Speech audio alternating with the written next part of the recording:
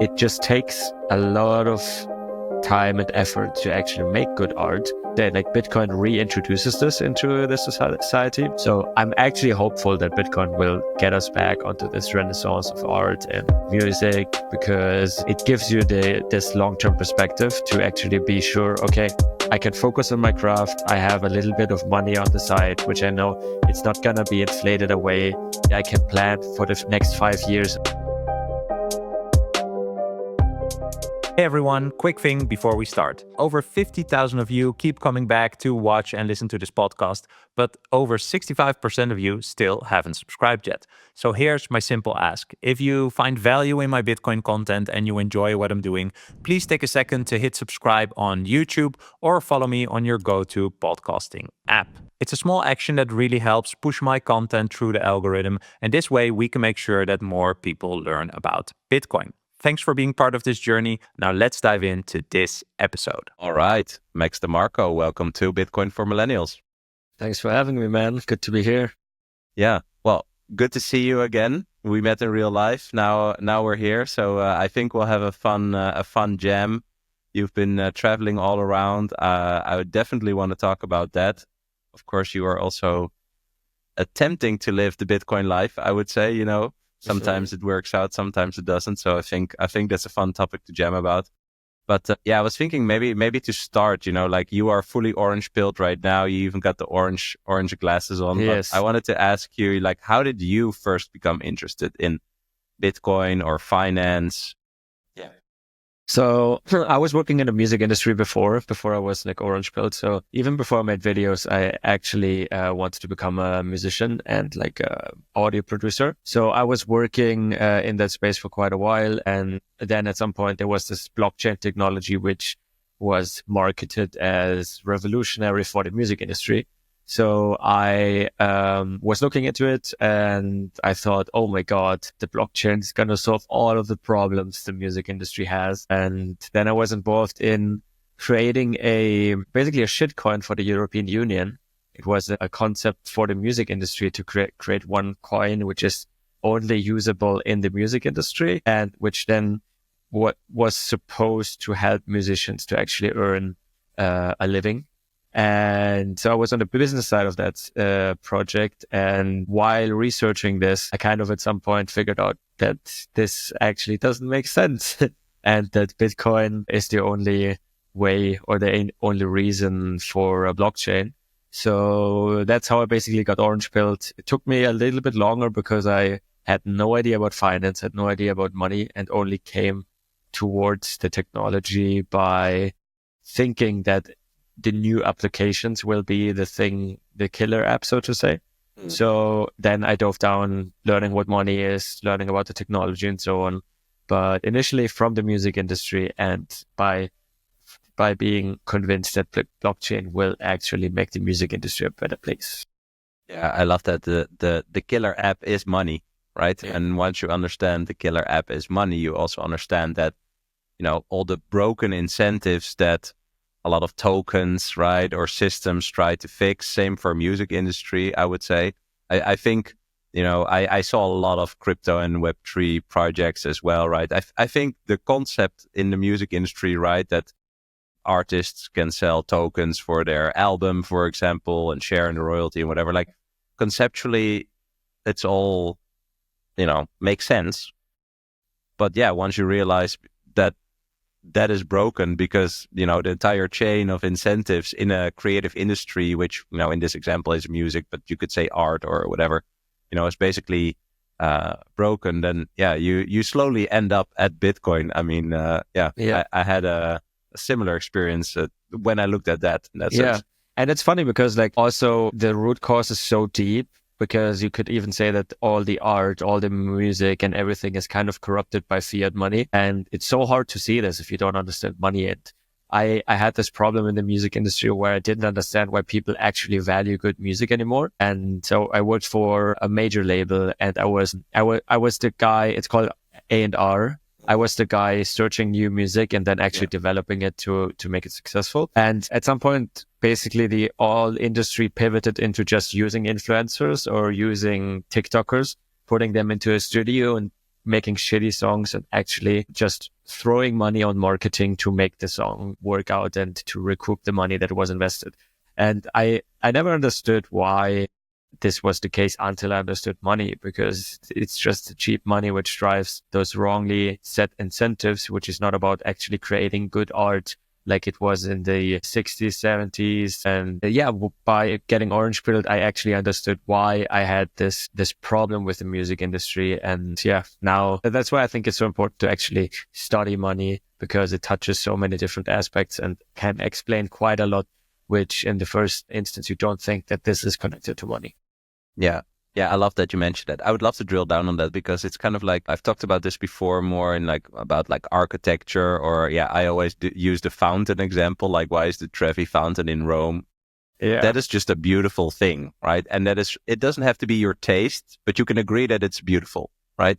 And nowadays I'm thinking like, what is a beautiful fountain that we know that has been built in the last 10 years? Or like a few months ago, I was in a building in Antwerp that was from 1552 or something. And I was also thinking, when was something built in the last, 40 years that will stand for 500 years, have that quality? And also when you look at the old ornaments and stuff on a building like that, it's just, again, it doesn't have to be your taste, but it's craftsmanship, right? It's beautiful. And I think it's the same with music, but and I like this path because it goes pretty deep, pretty quick, but how would you take people along that recognition, I would say, or how did that go for you?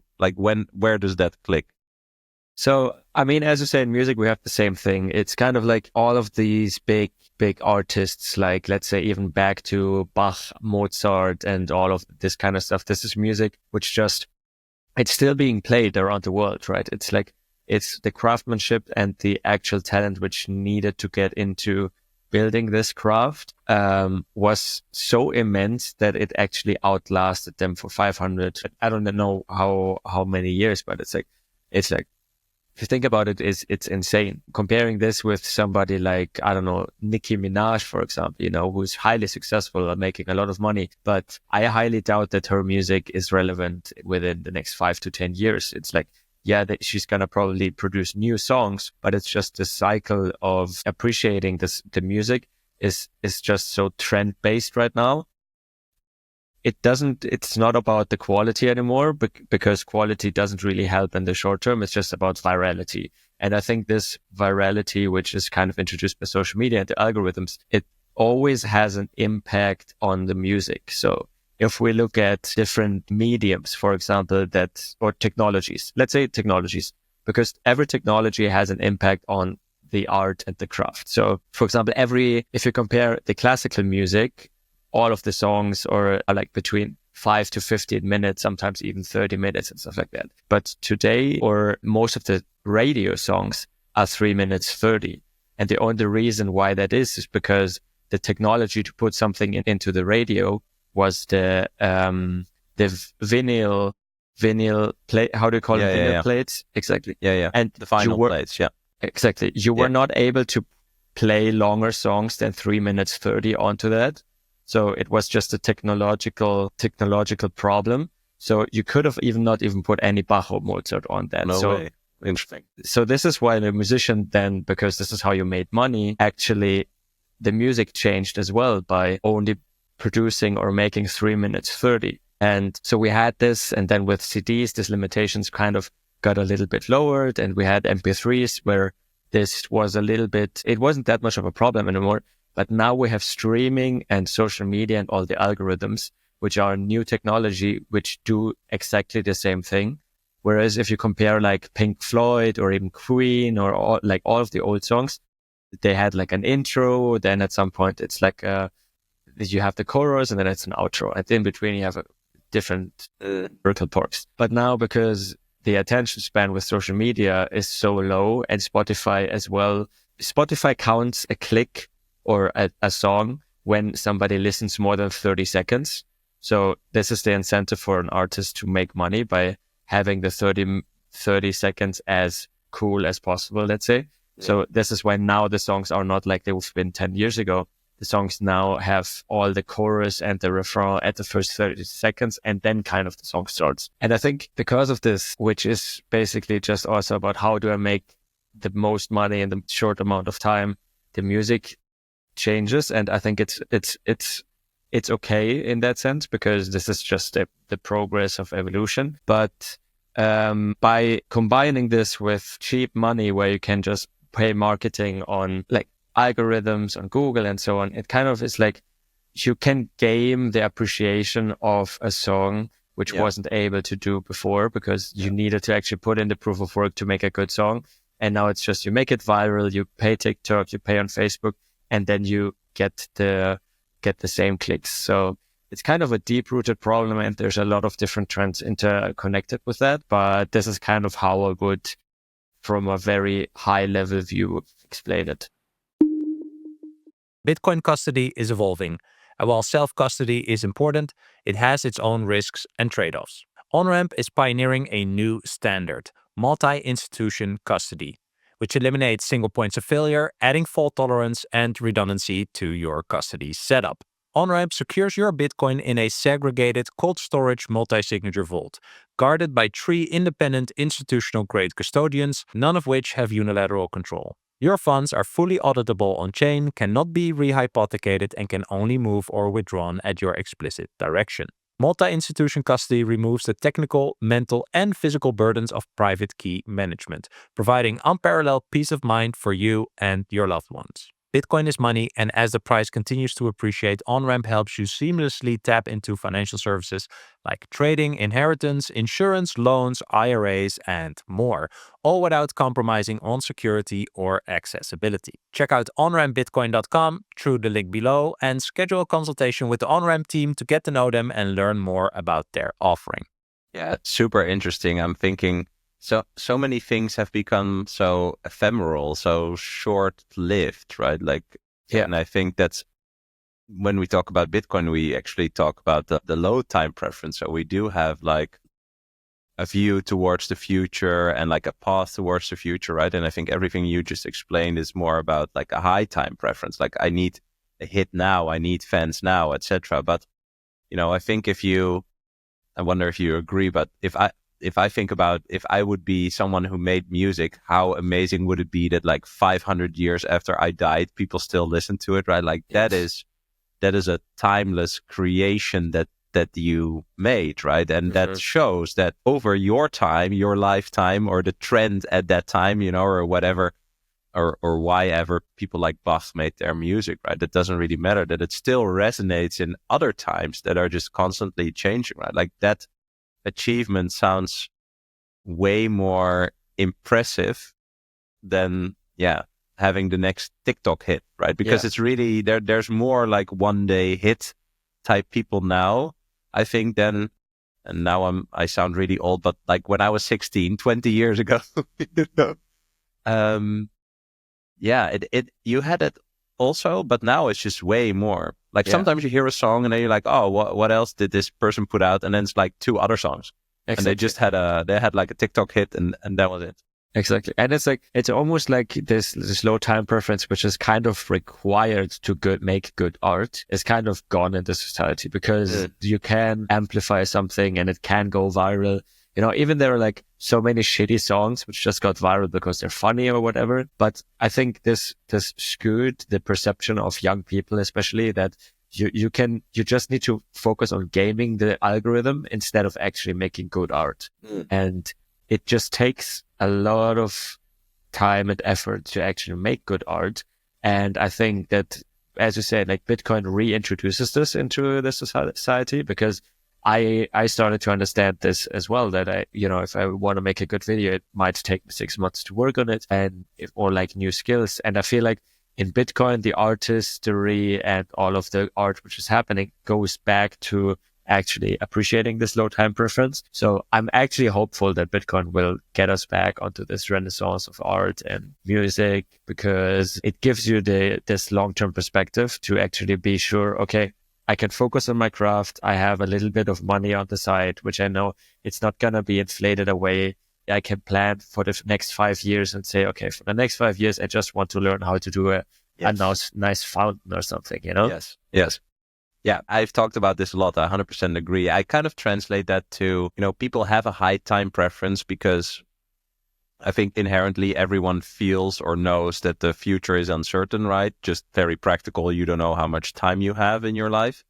But because the entire ability to save, which is, by the way, one of the 3 characteristics of money, is just totally gone. Like you can save more units, but, if each unit gets devalued every year, then you are basically increasing the uncertainty towards your future, right? And Bitcoin brings that back to, I would say, the normal uncertainty, or at least, or maybe even lower than the general uncertainty we have, right? Because it cannot be debased, and that gives you the time and space to try something, or to, and then also try something big, like you said. Like if you can create the time and space to try something for 5 years, if you really try it and just do that thing for 5 years, you're going to be one of the best in the world at that thing in 5 years, right? That has just become increasingly more difficult. And yeah, while you were talking, I was thinking, I don't know if it's, I don't know who that is, but like Michelangelo, I think, made these marble statues also, right? Yeah. And I saw an animation once where you see like just a marble block, and then chiseled from that is, I think, his David statue. How crazy is it that you can imagine the statue in the marble block, right? And eventually also just get there. Like how much time and dedication that takes just to make that for yourself. And then that stands the test of time also, right? But and I think he was only 26 or 27 when he did that. Crazy. Which is just amazing. But it kind of like, I'm now getting a little bit away from the discussion, but it's kind of like this thing where you say, like, if you really focus on a craft and try to perfect it, you will get somewhere. I don't know how it was back in Michelangelo's times, but I could imagine, we need somebody to fact check this, but I could imagine that like he probably wasn't enrolled in a normal schooling system where you're getting kind of a general overview of everything, but you're not going to be good at anything because of this. It's like, and this is kind of, I made a video about homeschooling where a lot of people say that this is kind of the positive side of homeschooling, that if you have a kid who is actually interested in something, they can actually already early on in their life focus on this passion of theirs.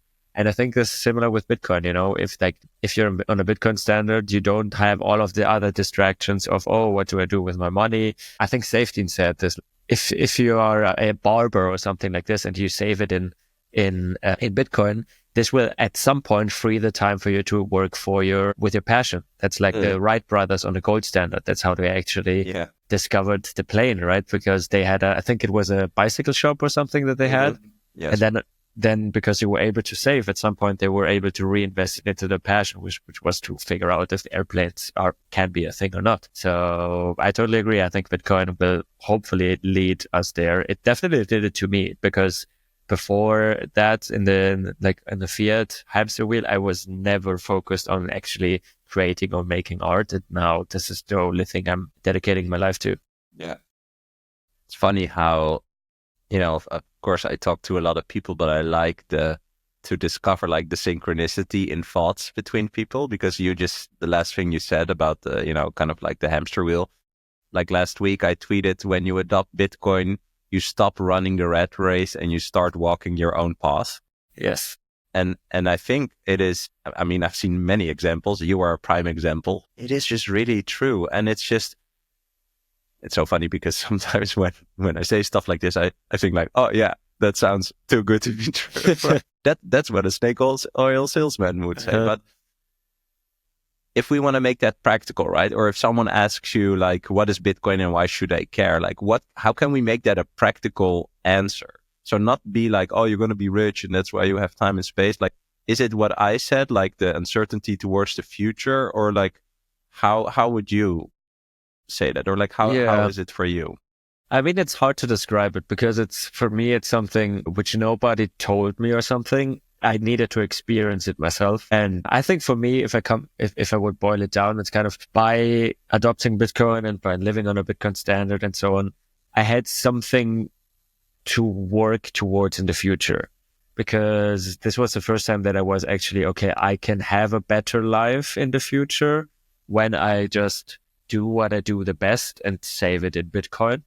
And to be honest, there was a certain financial freedom aspect of it where I was like, okay, if I can stack this set in maybe 4 to 8 years, it's gonna maybe give me a certain financial freedom to actually focus on it. But it was really this understanding that that I'm responsible for my own future and I can make it better by focusing on something, integrating it with Bitcoin, building a business. And then from there, like all of the other learnings came. And I know this still sounds very abstract I think it is abstract. It's like so hard to put into words when you don't recognize it. But I think it's just this natural thing. I never met a Bitcoiner who was in Bitcoin longer than 4 years, and said his life was worse off. So I think it's kind of a combination of actually putting in the work of at least being in the space or like saving Bitcoin for 4 years that you are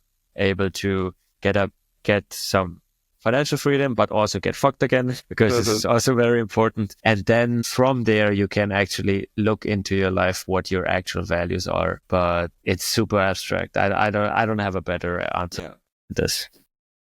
Yeah, I think that is why the goal of any person talking about Bitcoin, me doing this podcast, you doing what you do, is kind of like to invite people in with our own experience. We don't have to convince other people. I don't think that works, by the way, right? So It's more about, can we share what it did for us? And by having, in my case, trying to create as many different touch points coming from as many different possible people. Just hopefully touch someone somewhere where they think like, oh, okay, that sounds relevant to me, or I can relate to that, and then you kind of like get onto your own path of this studying and just, getting hopefully where we ended up. I feel it's a big blessing and a big reward that we get to experience that and hopefully inspire some people along the way. So I love that you share it like that. I think that's just it. Like, you cannot go further than that. No. Yeah, you have to go for yourself. It's kind of the same, like trying to explain why going to the gym feels good afterwards. It's like, because it's like, why working out is hard and so on, da da da. And for people who never went to the gym, they might not understand why the gym is actually good, or doing sports in general. But once you went to the gym and experienced it, you're like, oh yeah, you don't even need to explain it to me. I totally get it. Yeah. And I think it's similar with this, where every Bitcoiner is like, it's hard to put into words. Just, you need to try it somehow. I can also not convince somebody to go to the gym. You're going to feel so much better. It needs to be an intrinsic motivation to actually make the change within the person. Yeah. So, and I know you spoke about this before. You also shared this with me, but like, how did adopting Bitcoin like influence your thinking about other topics like health and food, family values, stuff like that? Like, how do we go from what we just talked about to even more influence in these other topics? Yeah. It's kind of wild, because what I said with that you have the perspective of the future by just having a money which is kind of more future oriented than just the fiat money. This has an impact on every aspect of my life. It's like, I'm so much more healthy. I have now a podcast which is actually all about health. It's called Proof of Health, and I haven't been that healthy before that.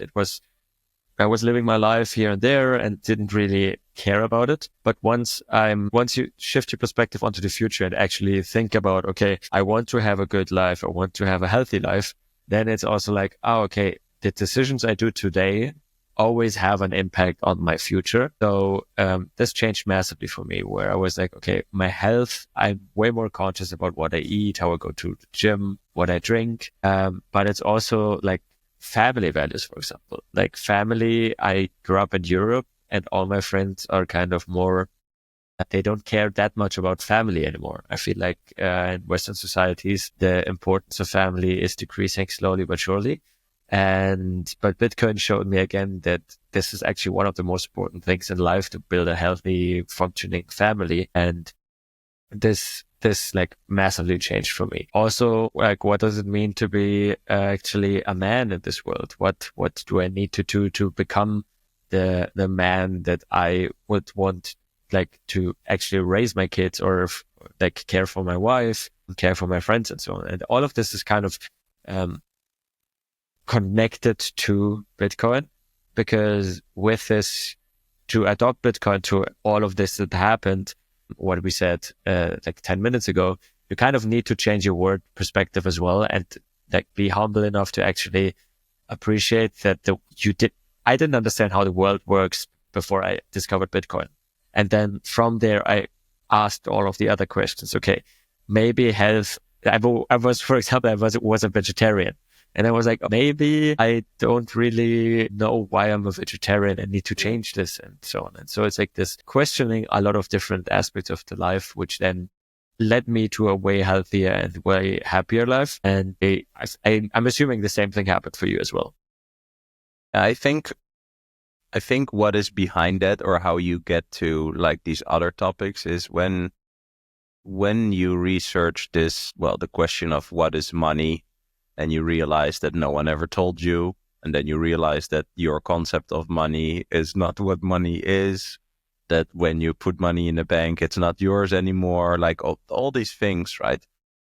That once you go down that path and accept that what you thought was true, the way you were operating was based, that what you thought was true was not true, that you were operating on something that you didn't understand, and that you were chasing something, right? Money or a reward for your job or your venture or whatever. And, in my case, spending your finite energy and time for a reward that can infinitely be created. And that is like the dumbest thing that you can do.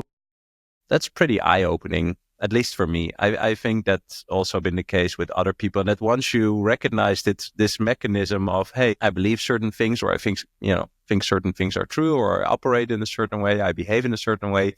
Why do I actually do that? Why were you a vegetarian?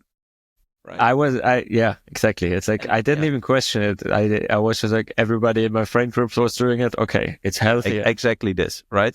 And then you realize, well, maybe it's not. Okay, well, I should see what the other side of this is, right? Why wouldn't it be? Or why is, we had some nice steaks. Why are steaks better? Why should we still eat meat? Stuff like that.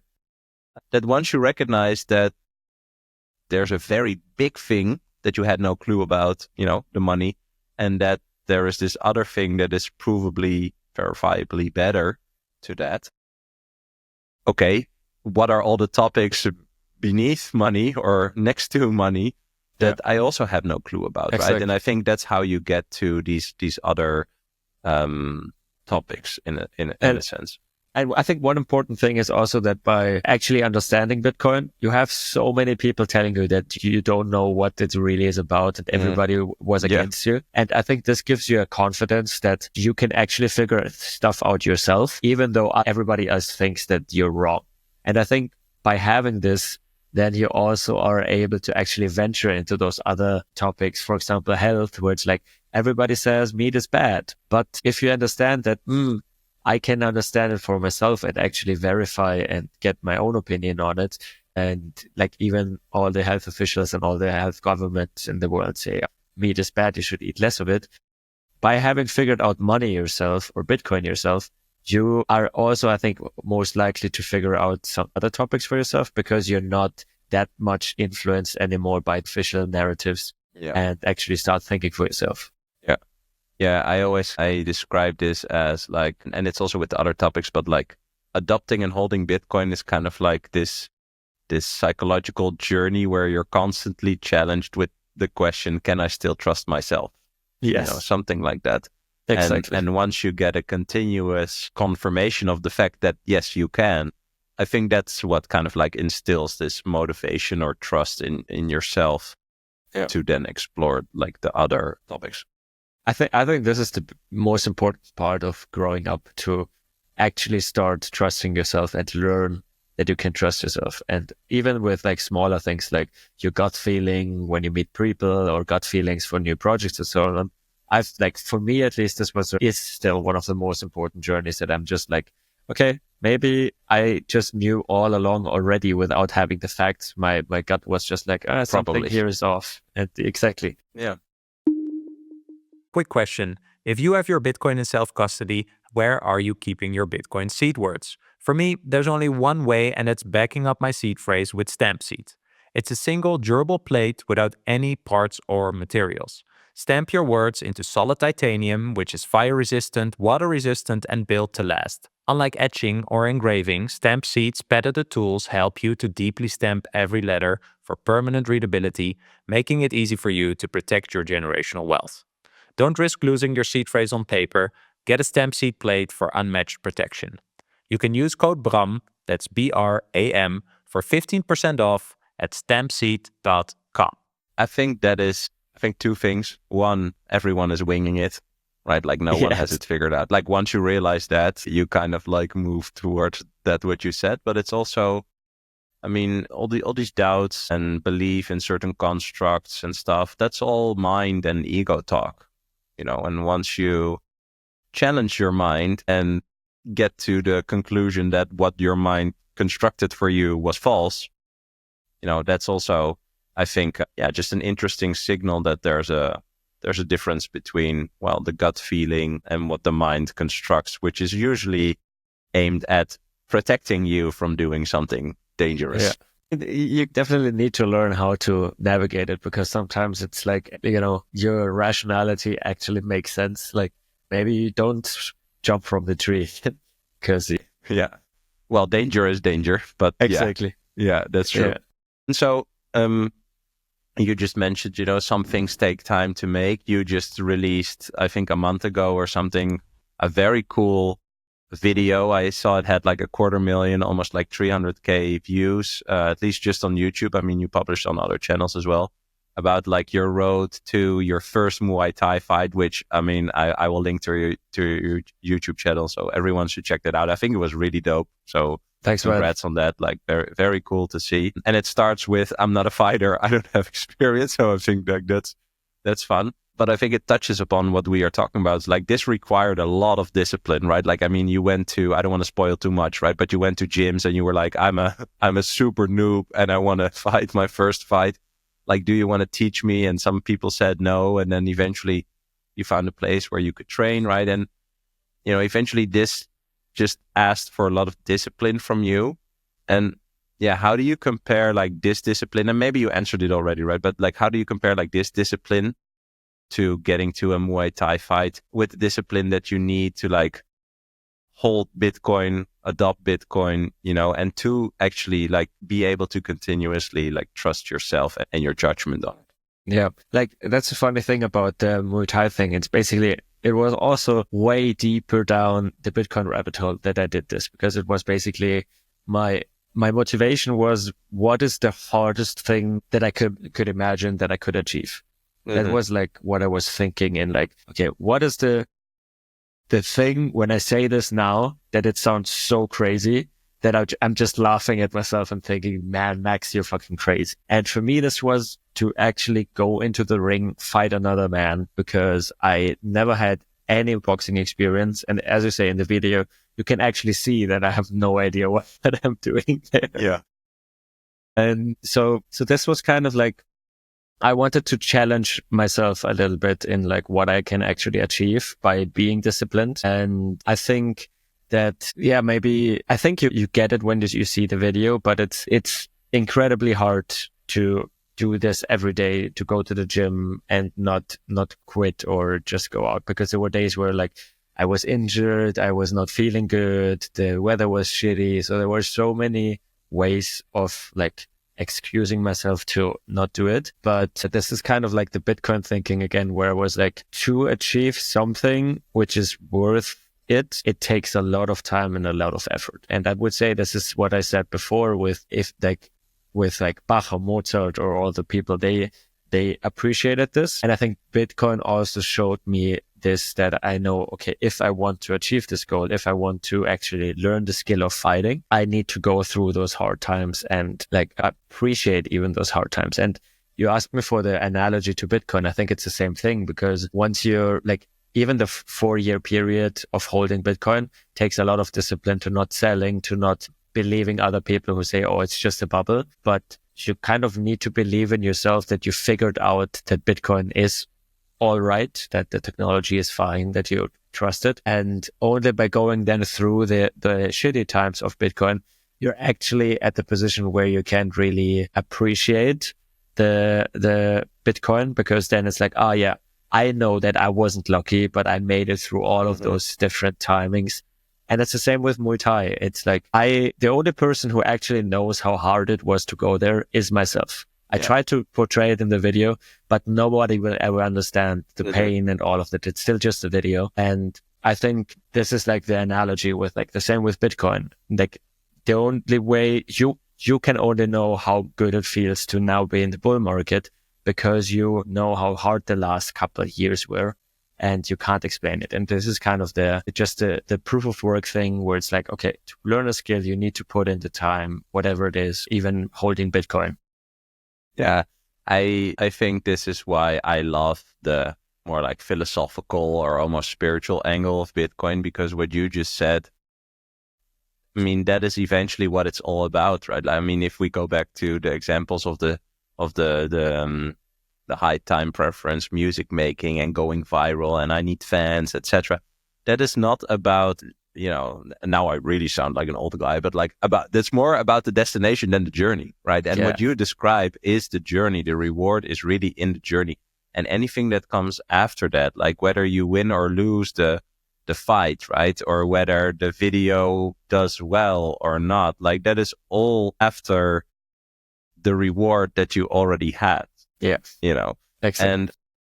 And when we're talking about this, I have to think, last week I really binged like a lot of Rick Rubin stuff. Nice. Like him talking about creativity and him talking about, you know, you have to make the best thing that you can make, you know, and if you're happy with that result, that is all that you can achieve. And anything after that is not up to you, right? Like any reward after that, whether something becomes very well known or not, or expensive when you have art or whatever, like that is not something to identify with, you know. And but society is kind of like teaching us this is all it is about. Like it's only about the clicks. It's only about how many people follow you.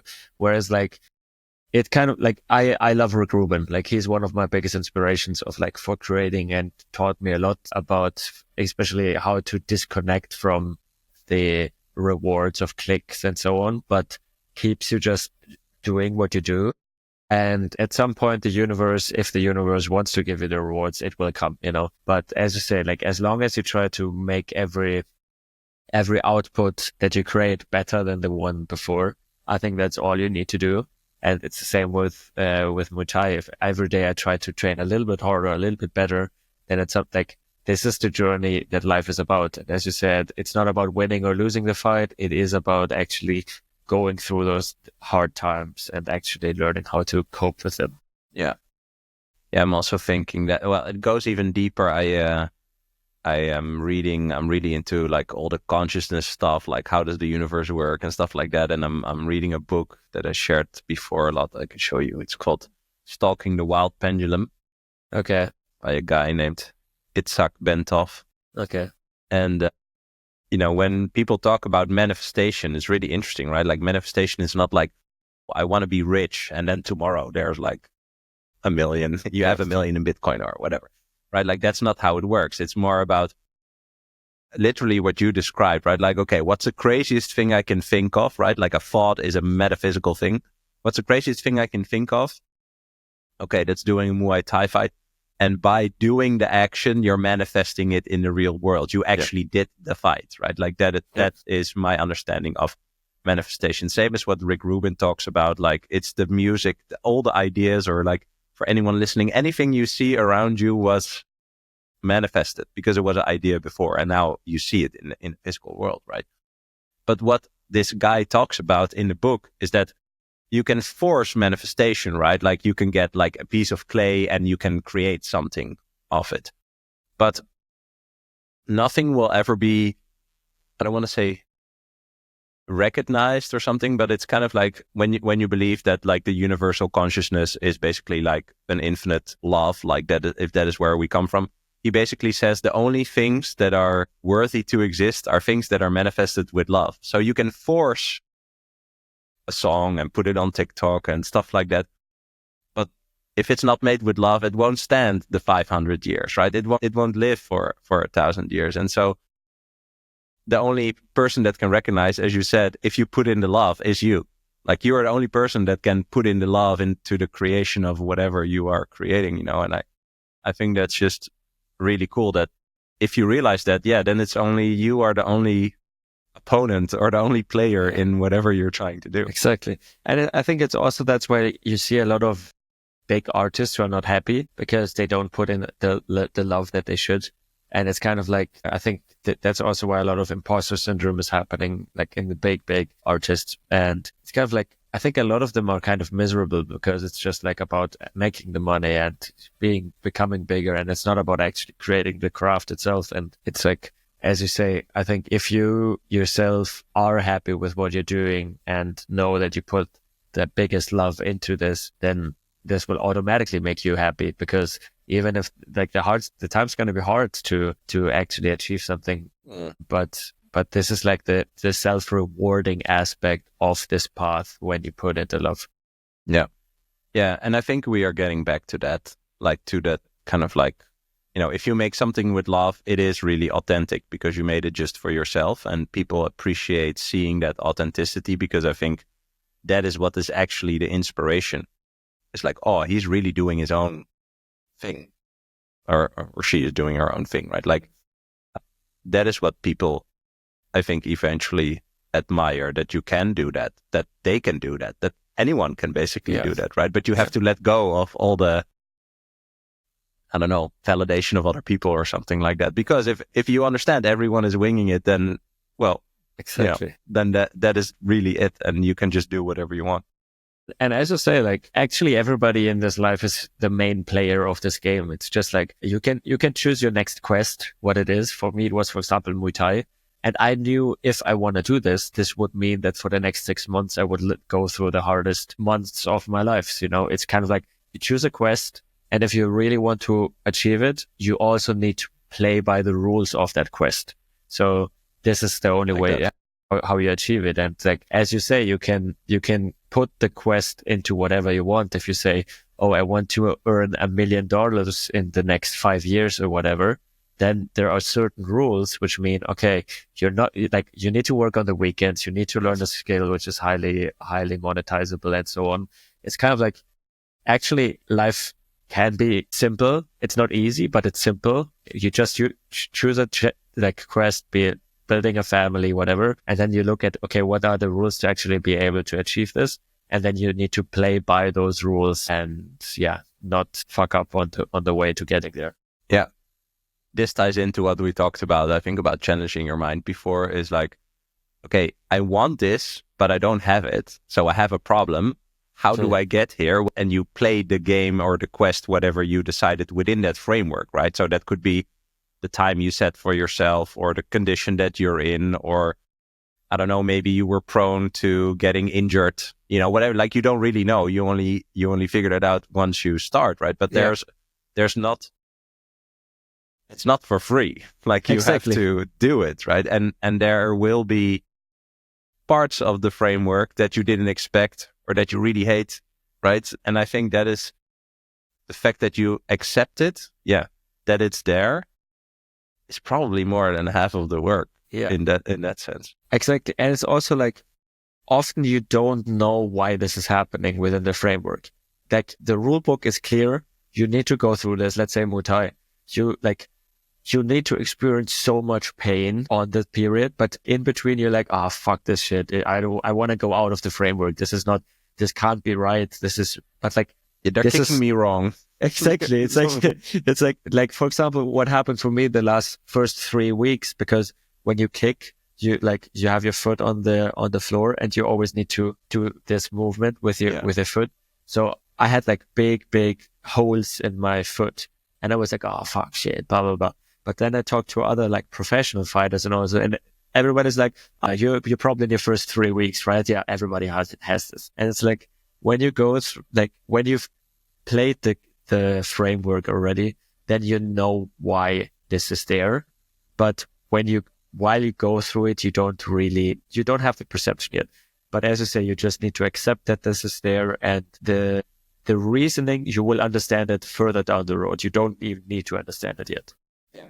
I love that, because the last example I wanted to give about this is, this podcast for me, like I had no experience with podcasting. Well, I tried a podcast once. I recorded 10 episodes and never released any. So I actually failed at a first attempt.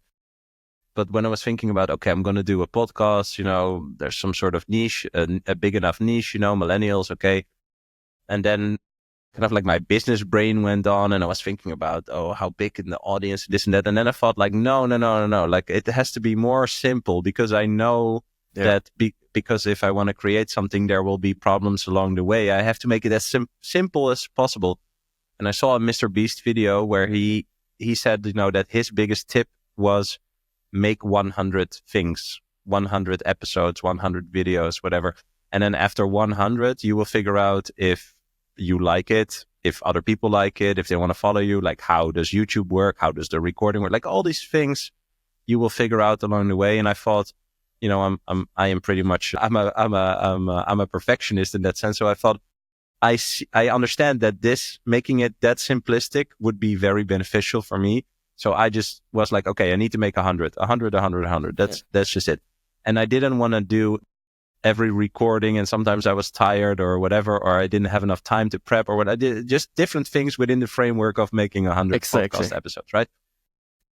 On the day that I released the 100, I signed for a job in Bitcoin. I signed for a sponsor for the entire 2025. I released a paper that had like 50,000 views. I don't know, just like all these things that really came together in the week of the 100 that I could have never expected in the beginning, but also I think wouldn't be there if I would have made it more complicated. It was already complicated enough with just trying to achieve one thing, right? And it's like, keep it fun simple to experience that it works like that. Yeah, keep it simple. That's it. And it's like, it's the same thing. It's always going to be simple, but it's not easy, because those simple things to actually record 100 podcasts it sounds just 100 podcasts, but it is not easy, because you have to have the discipline to record. You need to find guests and so on. So I think it's with a lot of different things in life. With like in my, I did a carnivore video where I tried to be carnivore. I was carnivore for a couple of months. It's also quite simple. You just eat meat, but this is like one of the hardest things. Exactly. Yes. I mean, this ties back into, this is a Bitcoin podcast, of course, but the idea of Bitcoin is very simplistic, right? The eventual output of Bitcoin, like one Bitcoin is one Bitcoin forever. That is my promise. That is secured by the strongest computer network in the world, and over 20,000 nodes that keep, a copy of this ledger to maintain the ultimate truth of this time chain, of this ledger. And therefore, it is the best constant store of value asset to ever exist. Okay, it took a little bit more than simple sentences, but like that is the promise. But understanding that and going through this whole arc of what is money and what are the influences, all these things we talked about, that is not easy. That is definitely not easy. Yeah. And so I love these concepts, and I love that with different topics, you get back to the same kind of like first principle type thinking about, achieving goals or understanding certain topics. Yeah, I love that. So you started this podcast, Proof of Health. Great name. Thank you. What made you dedicate then more time to Bitcoin? Why start another podcast? Why do that? Yeah, it's for me, basically, I'm also on the journey of figuring out what is healthy and what is not healthy. And I'm definitely not somebody who knows everything. So I just want to talk to people who know things better than I do and figure out for myself what I want to incorporate for my life. So like basically all my videos were, or mostly all my videos are about like health trends or health topics, like sleeping on the floor, the carnivore diet, even Muay Thai, you could say it's connected to health. And I just felt like I wanted to go even further down the rabbit hole in a lot of those topics. And it's like, it needs to go deeper down than just me trying stuff. So this is kind of why I'm inviting a lot of experts now. Experts is a shitty word, but people who dedicated a long period of their life towards one topic to learn from them. And because this is my personal journey, I'm super interested in this. I also just wanted to take the people along with me to actually figure out what a healthy life actually looks like, because I haven't figured it out yet. I want to figure it out together with all the people out there who are interested to do the same thing. So that's why I was like, also, as you said, there are so many podcasts on there, but I also like what Rick Rubin says about this, where it's like, although there's so many things out there already, nobody can ever create the same thing as you can, because you have your own perspective on life. You have your own predispositions about learning and so on. And that's why I was also like, yeah, why don't I just start a podcast, try it out? I mean, I'm 4 episodes in right now. I'm like 96 episodes behind you, you know, but it's already so much fun. And I know that I actually enjoy it a lot. So this is the most important thing. And I don't care about the clicks or whatever it is, because I just know I need to go through this journey here again to learn what it means to be a good podcaster, to learn how to have a good conversation. And hopefully with it, I will reach the 100 episodes mark and be happy with what I created. Yeah. Yeah, I love that, man. I think it's very fun to see you. I mean, I followed you before I met you. I think it's just a really cool, also when, you know, again, check out Max's YouTube channel, but it's very diverse. And I love that. Like, you see that you are good at creating, but that you are also on a journey to figure out what is my angle, right? Like how do I show myself? And I really love, like, there's a real arc, I think, in your content in that sense. So I think that's really cool. But it's totally true. Like, I don't think I yet figured 100% out what it is, because I'm still in the figuring out phase. I did now a lot of documentaries, then I did like even daily vlogs for a certain time. And it's like, I'm still in the process of figuring out what works best for me, what I'm most enjoying about. But it's like, I see myself or my life as my biggest project, and I want to create. I see myself as a creator, and therefore I just venture into those different things. And I'm going to fail a lot of times, but hopefully at some point I'm going to have figured out, as you say, what this big life project of mine will look like. Yeah. I think one of your coolest documentaries is also the one on Noster, where Jack Dorsey is also in. I think that one was really well made. So that's one of my favorites, to be honest. Thanks. Well, you traveled a lot all over the world, and you had a lot of conversations with a lot of different people about Bitcoin. What have been like your biggest learnings or takeaways, and where did you find them? I think one of my biggest learnings is that I stopped pushing Bitcoin onto people. So I stopped orange pilling them completely in a certain degree, like doing it directly by like pushing them. It's more like an indirect way of like positioning myself in a way that if they want to know something about it, they know, okay, Max is somebody who knows about Bitcoin, I can ask him. But there was a period of my life where I was very toxic about it. It was like, you don't get Bitcoin, you need Bitcoin, and this is the way. But by traveling a lot, it's kind of like, I got an appreciation that so many people are at different stages on their life. For some, like, Bitcoin doesn't even make sense right now. They might have other things to solve before they are able to actually stack Bitcoin or save in Bitcoin. And so one of my biggest learnings is to always meet the people where they are.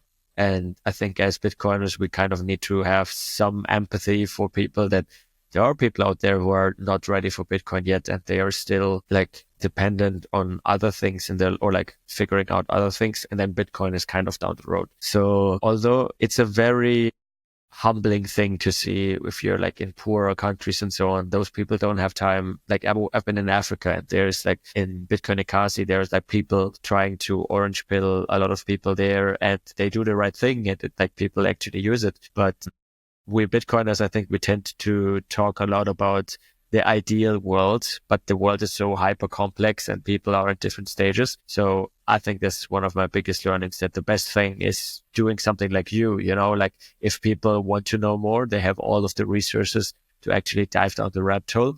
But for me personally, I stopped people pushing down the rabbit hole, because this might even have the opposite effect, where they are then like resenting Bitcoin and not looking at it for the next 5 years. I had a funny thought. I agree. I had a funny thought. I think it's also why, we talked about crypto in the beginning, but that's also why I think crypto is such a immense distraction, right? It's like, Bitcoin is running at the forefront of just not general knowledge of people, and crypto even runs, further than that. Like, we are quicker, faster, or whatever, and all these tokens and blah, blah, blah. It's just, we need to pay more attention to the problem. Like, why does Bitcoin exist? Why does it have a reason to exist, right? How can we help people that are surviving every month on a few $100s? How can we even help them? Because they don't have the time and space to even think about this, right? So, I'm just thinking like that is what we should talk about more, rather than just factually saying like, this is how Bitcoin works and that's why you have to adopt it. Like, I don't think that works with any good quality product or service in general. Exactly. Yeah, it has to be you need that's also why I started doing the videos, because I felt like a lot of people talk too much about the details and about the facts, but Bitcoin is like can also be a highly emotional thing, which when I think we Bitcoiners need to focus more about why Bitcoin matters, not how it matters. Like, because we always say like, oh, this mathematical equation does this and the hardware wallet does this, da, da, da, da, da. But if we focus more on like the storytelling part of Bitcoin, where it's like, okay, by actually adopting Bitcoin, this family was able to leave their home country without being taxed into oblivion or something like this, then people understand it. Then it's like, there's a story people can understand. But if you just say, oh, there's this one Bitcoin is one Bitcoin, that there's no inflation. So I think it's like, I had troubles when you asked me what Bitcoin did to me to actually put it into like words, because it's so abstract. But by telling a story about it, I could tell my life story about how I was before until the Muay Thai fight. Everybody will see the change that I did, and I don't need to put it into words, but it's like the story of Max's life the last years. And then they will see the impact which Bitcoin had on me personally, and then might understand that if they adopt it as well, that they will actually have an impact on them. And I think that's why the podcasts, as you said, this is what you're trying to do. And this is why I think it's so important to actually make more content around this, figure out how to tell the right stories, how to tell good podcasting stories. And because this is ultimately how people, I think, will understand. Yeah, I agree. I just asked you before we started recording your age, but you are like the youngest millennial possible, right? Like 96, you're of the last year of the millennials. Yes. You just mentioned, like you are not trying to orange pill anyone like directly anymore, but how do you experience talking with other millennials when, for me, I don't find it difficult, but I think it's interesting. Almost all the topics that millennials talk about eventually are connected, or are downstream of the money. So, Bitcoin does come up in a lot of conversations that I'm involved in, because it touches all the topics that, I think millennials discuss in this stage of their life. But like how do you experience that when you talk to fellow millennials? Like, I think most of them are now open to it because they heard Bitcoin so often, and now it's like the third, maybe the fourth, maybe the fifth touch point. And a lot of people actually start to get more okay with accepting Bitcoin as an asset, or I don't think they still see it as money, but they are at least like, okay, there's something to it. It's still not bad. Maybe I should look into this. So I think there's an appreciation to it to a certain degree. And I think a lot of millennials also just have this inherent feeling of something is wrong. They don't really know what is wrong, but they know that it feels off, and they know that they won't be able to buy a house in 10 years. They are like it's just like, again, this gut feeling which a lot of my friends have. And I think over the last years, people are more open to talk about this. Whereas like, a couple of years back when I was mentioning Bitcoin, it was like, oh, what the fuck are you even talking about? You're a scammer. And it kind of changed. I think like the public perception, especially with Trump endorsing it and like more and more public companies actually adopting it as well. It's just a natural way. Like Bitcoin to a certain degree is also going through the hero journey, where it's like, it's playing the framework of becoming a money, like we said. And part of becoming a money, there's probably also the part where a lot of people need to deny it as a money and say it's a scam. Mm-hmm. And it's just the same thing we personally are doing. The Bitcoin network is doing now as well. Yeah, I agree. And you did a lot of experiments. Again, if people check your videos, you will see, like living on Bitcoin while traveling also. Like, how do you look at Bitcoin, like adoption of Bitcoin payments, and what do you think is needed for broader adoption or to accelerate that? I think the UX is getting there now. Like we like now it's pretty easy to spin up a wallet, even though it's custodial. And I think we're now at a point where the UX is kind of comparable to traditional banking apps, even better, just because they're like offline at a certain time, or like it's not real time, and you have like the weekends where it takes time. So I would say Bitcoin is getting there. I think there's still a lot of education happening, because a lot of people just don't know why they should accept Bitcoin. It's like